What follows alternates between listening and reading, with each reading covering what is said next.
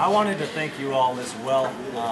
I don't know if you know our background a little bit, but after college I stayed with Grandma for a while, and that's when I really got to know this lady and how really wonderful she was. And as an adult, you come to learn your grandparents as more as just being your childhood heroes. And we really bonded. She helped me through some tough times, and I think the way Ireland came about was we started listening to a group called Celtic Thunder, and we're both really into music. That's how I started with music, was going to church choir when I was young with Grandma and Grandpa. And so we watched Celtic Thunder, and I think one day you said that you really loved to go to Ireland, and it was on her bucket list.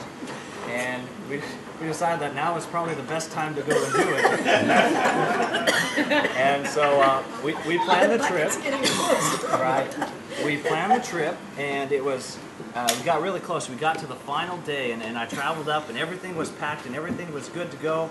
And I had this call on my phone, and it was Grandma. And I don't want to embarrass you or anything, but Grandma was in the emergency room, and something had happened, and everything went dark. It was just a really dark day. We were both very devastated. We were really hurt by it. But we went on with it, and we were kind of confused why this had happened at that day, and we still wanted for a long time. But then the other day I was thinking about that, and now I realize, I think I understand why it happened. Because if it hadn't happened, we wouldn't have met all of you. And that's what it comes down to. I think the most special part of this, and what I'll remember most, are the people and the friendships that we've made in the last, oh man, it's only been, what, 10 days? And I feel like you all are so much a part of my family now. What I know most, and I wrote some of these things down so I didn't forget. Yeah, I've been a busy beaver, I tell you. But what I'll remember most is mostly just the simple things that I've seen, the laughs, the smiles, the good morning and good nights that everyone gives to us, and especially my grandma. Just the hugs and the birthday kisses this morning on the cheek, the holding the hands up and down the stairs that we see, helping push Granny in her birthday chariot. Yeah.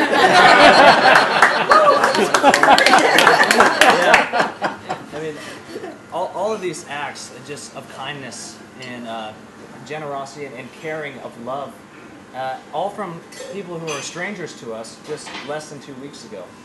And I think if I can take anything out of this, it's just that. Being around people that love to learn, that love to love and show their caring with everyone else, that's really what it's about. And I am so thankful personally to all of you for the kindness that you've shared towards my grandma and myself, and also for sharing your stories with me, because I feel like I know every one of you. At least I know your names. I know, and I hope we can keep in touch in the future, because you are all very wonderful people. And I hope that this whole journey doesn't end when we get on the plane tomorrow, that you'll continue to see the world back at home as not something returning back to that's just kind of the boring, mundane thing, but looking at it differently and looking at your relationships with your family and your friends in a totally new way, and to love more, to love better, to live better, and to just carry this on through, because that's what's going to make the world an even better place. And just thank you again for everything that you do. Hear, hear. Hear, hear. I just have to say this. Granny made one statement weird this morning. I was helping her up a step, and she said, "Thanks, Maury." She said, "Sometimes my body doesn't go in the direction my eyes are looking."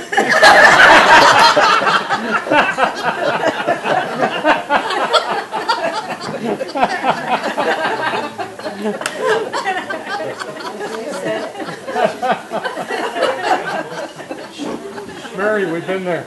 We've all been there.